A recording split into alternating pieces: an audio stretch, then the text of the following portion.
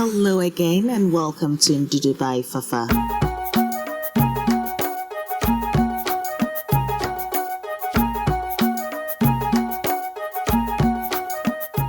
Hello everyone.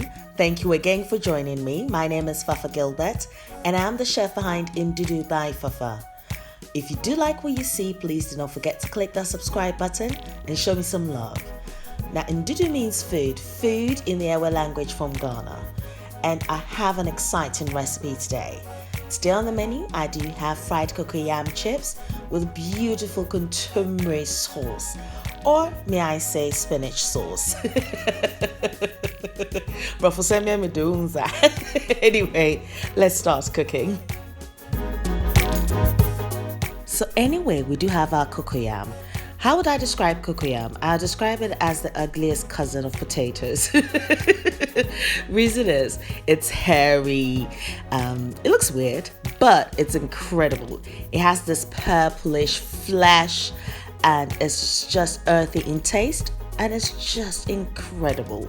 Now, cocoyam are food staples in most West African and East African countries, and they do play a pivotal role in most South Indian cuisines as well.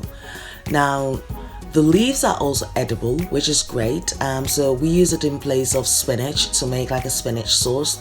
So it's steamed, and we can mix it with melon seeds, as well as just have it on its own. And I've been here, I've actually made a spinach with melon seeds risotto, which was just incredible. Anyway, let's start cooking.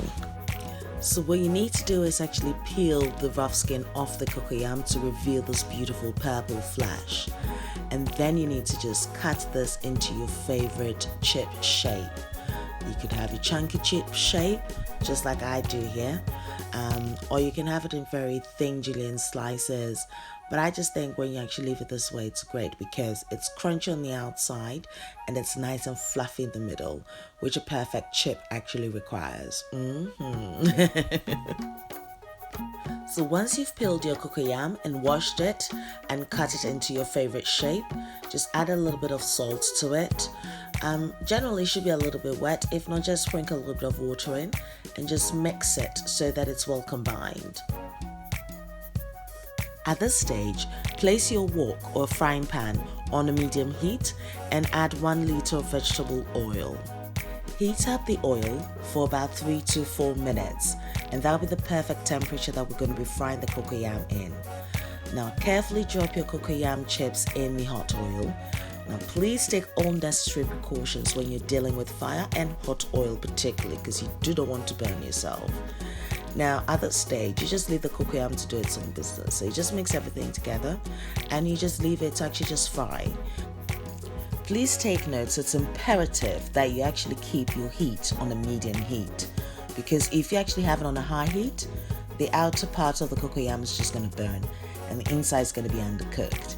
So with this medium heat, you've regulated that temperature, which means the cocoyam actually cooks evenly. So by the time you have that beautiful crunch on the outer layer, it will be nice and fluffy in the middle.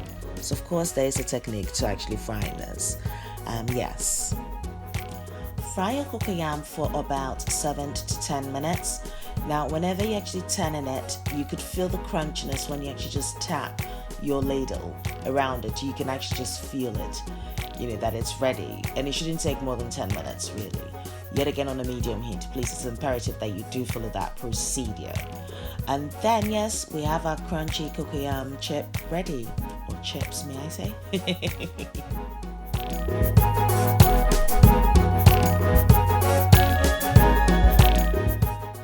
Now remove your cocoyam from the oil once it's actually cooked and place in a sieve to actually get rid of any excess oil.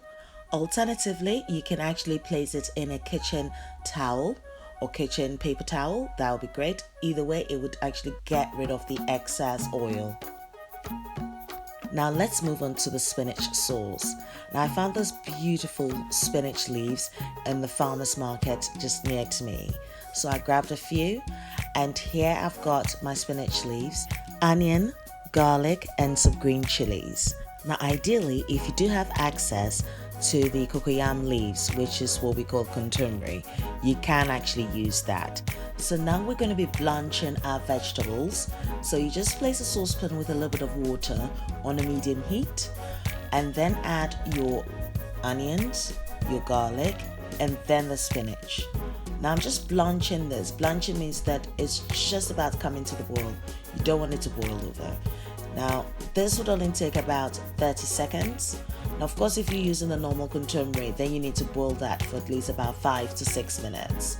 But I'm actually just using a different type of spinach, so hence I'm just blanching it. Someone did ask me, how did you manage to get it so green? This is the trick. So it's like, newsflash, you're learning something new today. So just after 30 seconds, this is just perfect. So you can see there's nothing boiling over here. It's just great. So I'm going to strain this, and then I'm going to quickly wash it with cold water to stop it from cooking further. So after blanching it and just running it under cold water, I'm adding my huitia or grains of saline. Yes, that's my secret spice. Because this sauce, actually, it's a vegetarian sauce, so it doesn't have any fish or meat. So this is where that extra flavor would come through. Now add some salt to taste, and we're just ready to now blend all this together. Now I think me adding the huitia at the last minute was a bit naughty of me, because ideally you should also blanch it with it, because that would help and soften it when you blend it. I sort of learned that the hard way, but it did blend through because I do use a very good blender. Sounds like I'm just showing off here really, but it's not, far from it anyway. So anyway, just blend everything to a smooth paste, or alternatively you can actually use your asanka and just mix everything together. And here you have, voila, your spicy spinach sauce. No oil, nothing, is just healthy.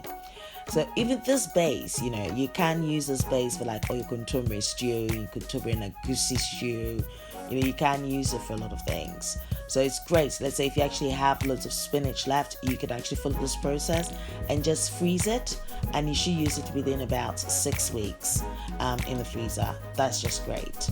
So here we have our crispy cocoyam chips with a beautiful winter infused spinach sauce or kontomire sauce. Yeah, I told you, this is not any other food though. I've taken care of you. Ndudu and ton Now, if you like what you've actually seen so far, please do not forget to click that subscribe button now. Now, you'd find the transcript of the recipe on my blog ndudubyfafa.blogspot.com, and also find more inspiring recipes on my blog fafagilbert.com. I'm also on Facebook, Instagram, and Twitter as Ndudu so do pass by and say hello. Until next time, thank you very much for watching. Click that like button, leave a comment, and thanks.